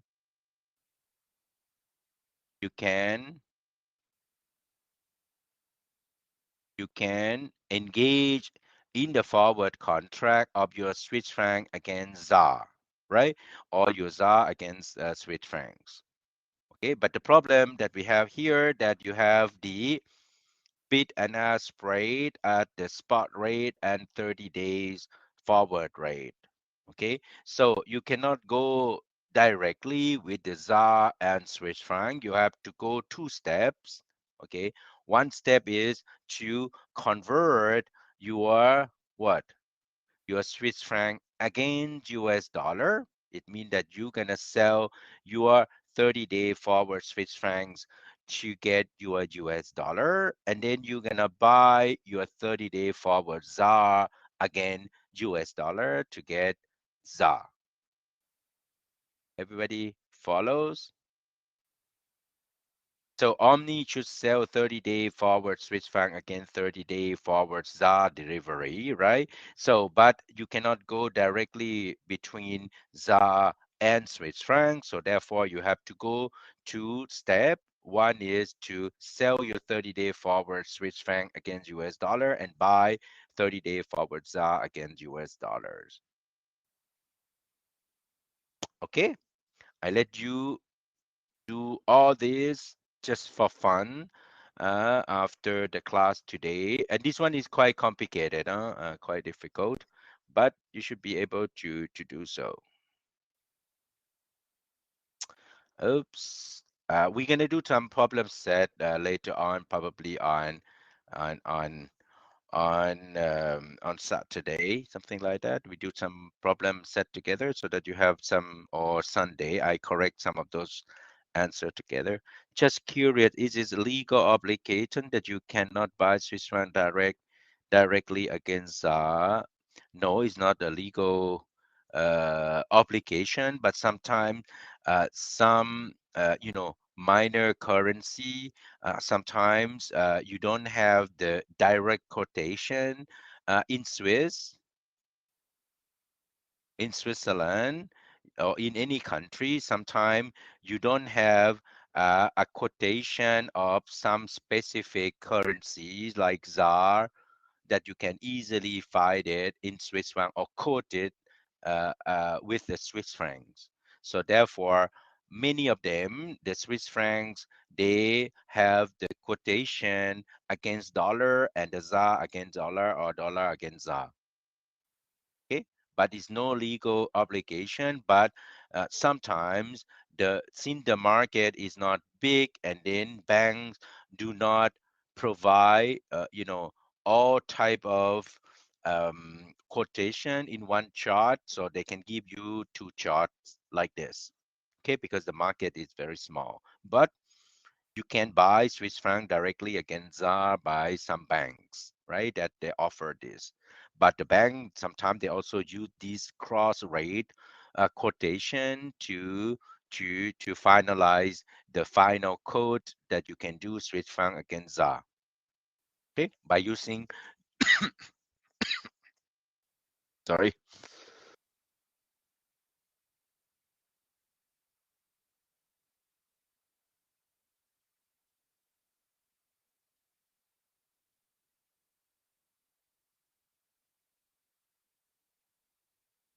Du Yen Hong Lin Bill, did I answer your questions?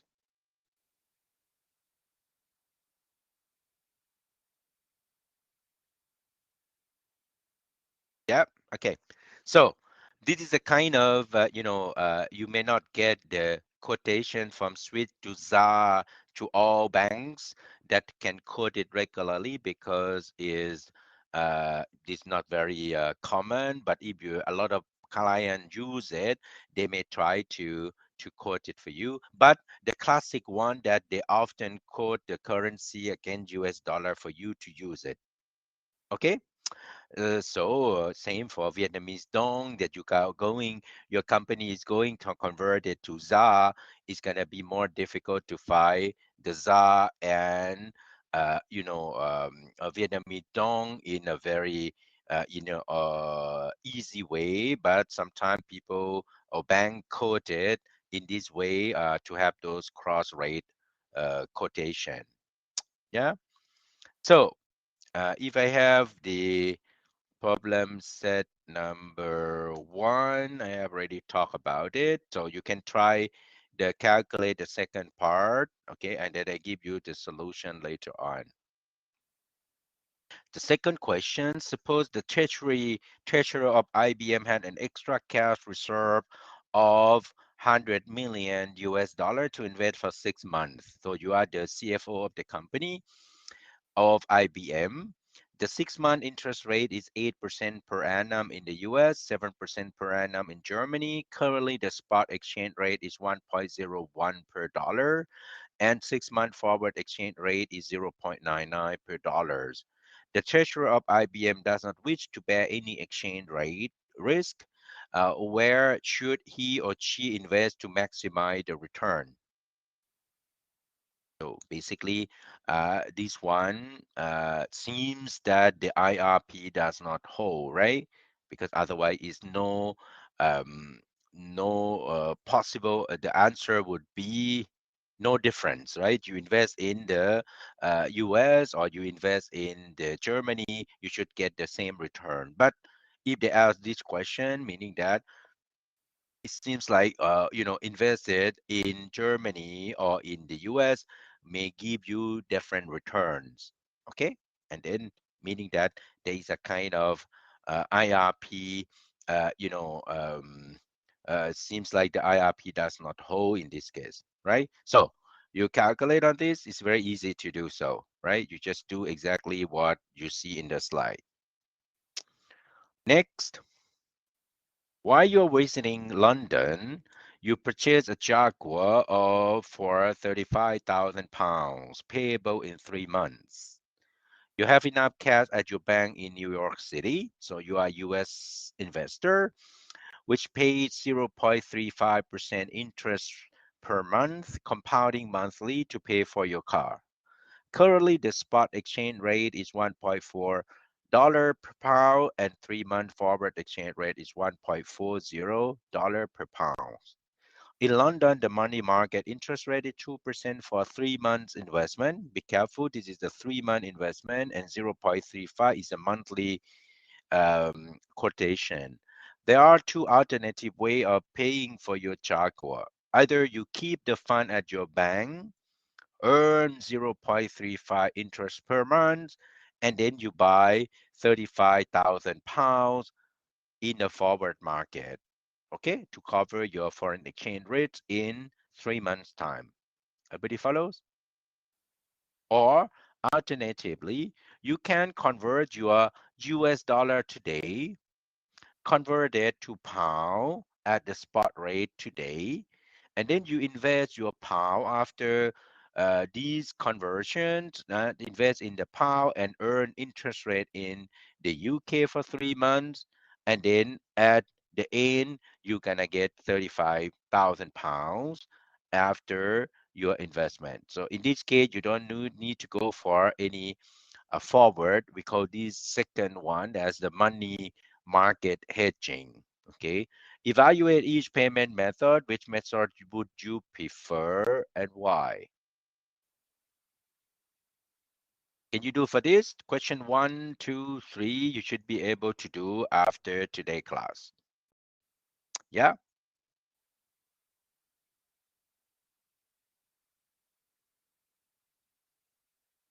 All right. Any questions?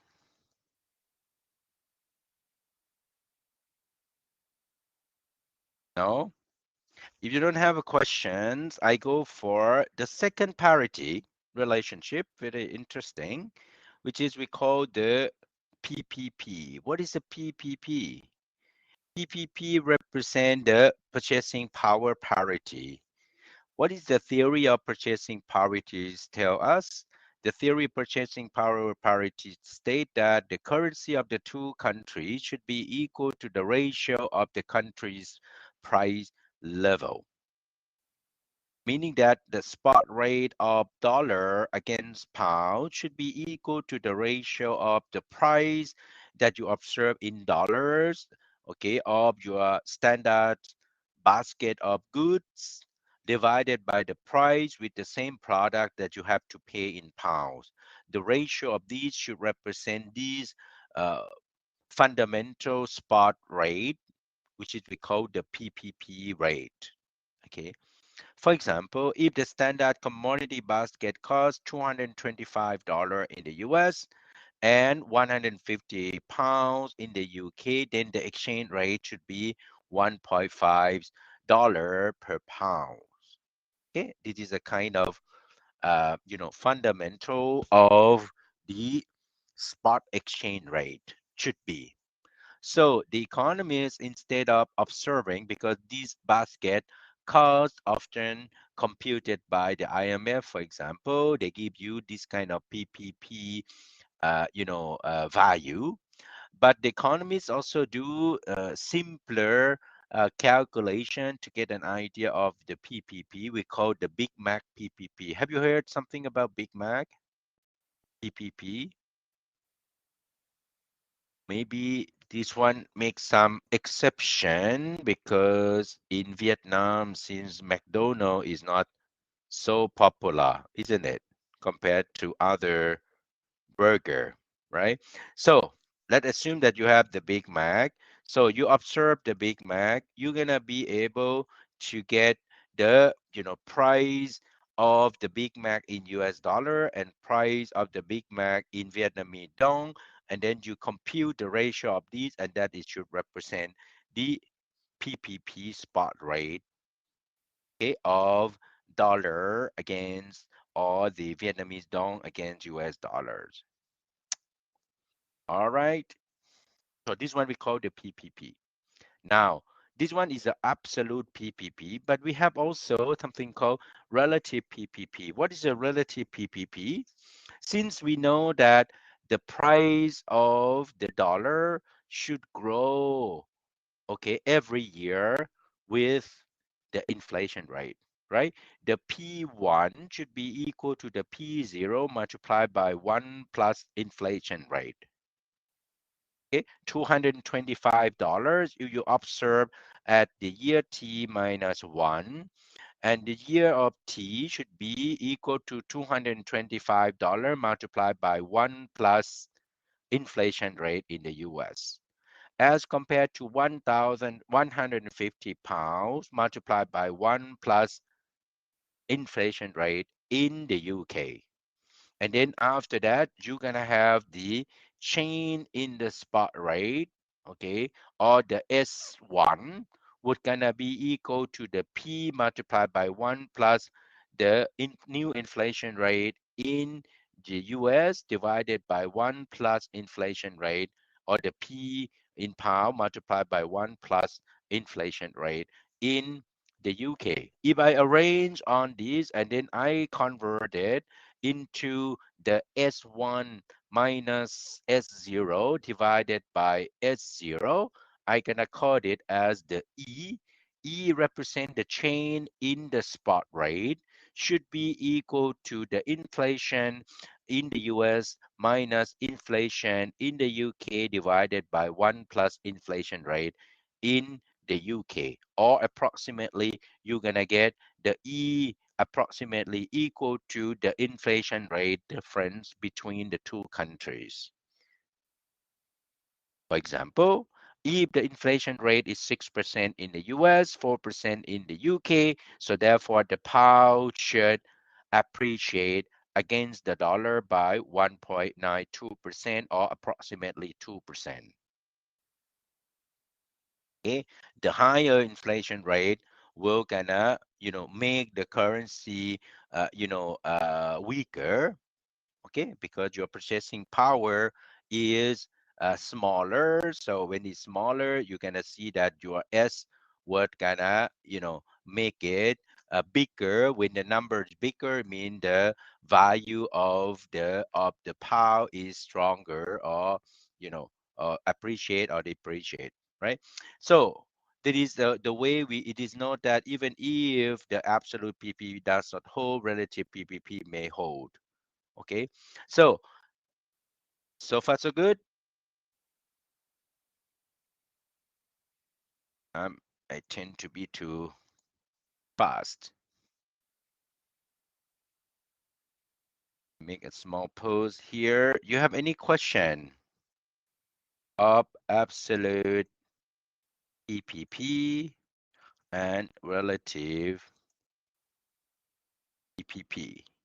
Okay, so we are interested about the relationship between the E represent the change on the spot rate should affect by the inflation rate difference of the two countries. Okay, so that is the idea of relative PPP. Yeah, so far so good.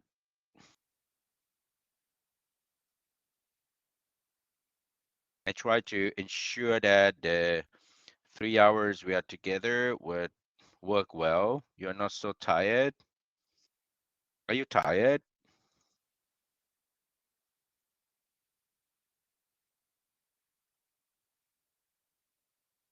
No, I'm tired.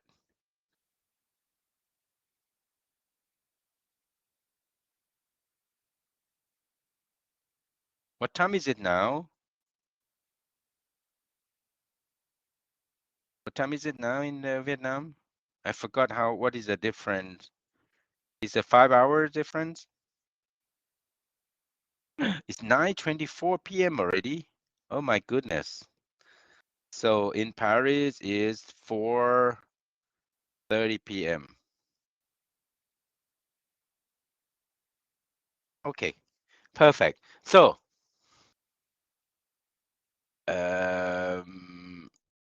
okay, maybe we can stop. It seems like it's a little bit late. Okay, let me go for a few more slides and then I can see your from your screen. You cannot or you can? You can see the screen that I am talking about is this one. Okay, so we have the absolute PPP and then we have the relative PPP. And then we can also compute something called the real exchange rate of the Q, which measure the deviation from the PPP. How we define the Q? The Q is equal to 1 plus inflation rate in dollar divided by 1 plus E multiplied by 1 plus inflation rate in pounds. And this actually the Q that most of the central banks need to compute it to ensure that the countries, okay, does not lose their competitive advantage. So if the Q equal to 1, meaning that your competitiveness of your domestic country unaltered. If the Q is smaller than 1, your competitiveness of domestic country improves. Okay, meaning that your products, after you convert and sell it in a foreign country, okay, will improve, meaning that the cost will gonna be lower, so you improve your competitive advantage. If the Q is bigger than 1, it means that your competitiveness of domestic country deteriorated. For example, if the dollar depreciates by less than the inflation rate differentials, the real exchange rate will be greater than unity, meaning that you gonna the competitiveness of the US industry or US product will be deteriorated. All right, so this is a way that we can do it on this. So again, like almost like the IRP, sometimes the PPP does not hold. Sometimes because some of those transaction costs, but also sometimes some products are non-tradable. For example, haircuts can cost 10 times as much as in developed world as in developing world, right?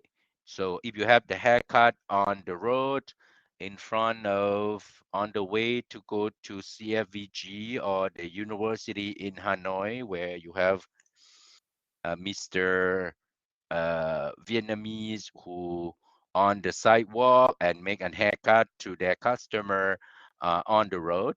This is very unique in Vietnam. I love it. I have never tried, by the way, but the haircut will cost 10 times as much as in developed world, in developing world. So therefore, some products are non-tradable. So it's very difficult to, measure the price level based on those non-tradable products.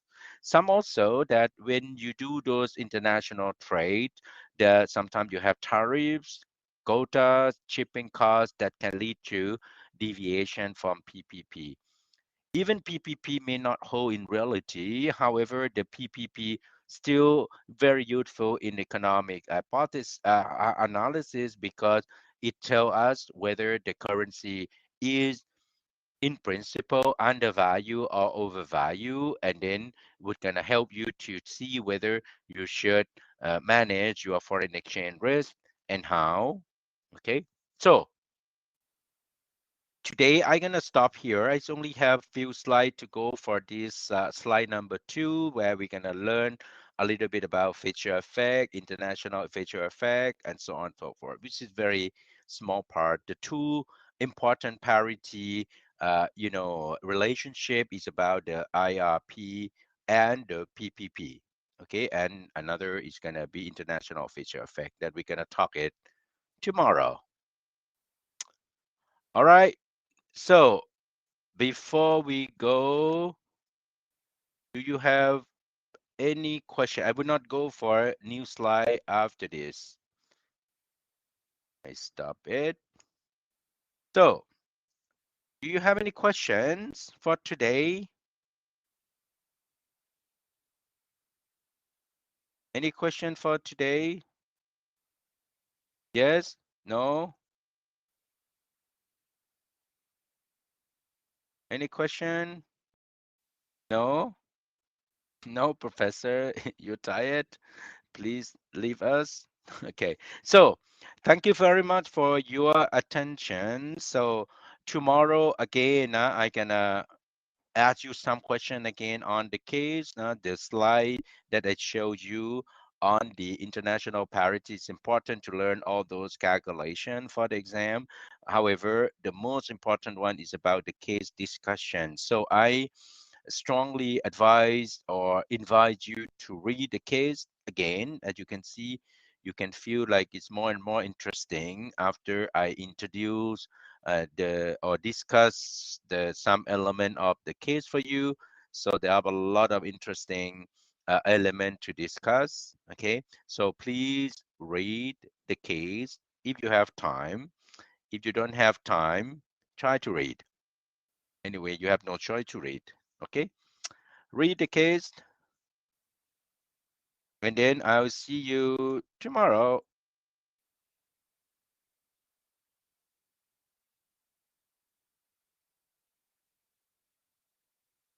All right. Yes, Professor. Tong Dong Kuyan, I noted down. You read it, okay? Everybody, thank you for today, and à demain. See you tomorrow. Have a nice evening, and then see you tomorrow. Bye-bye.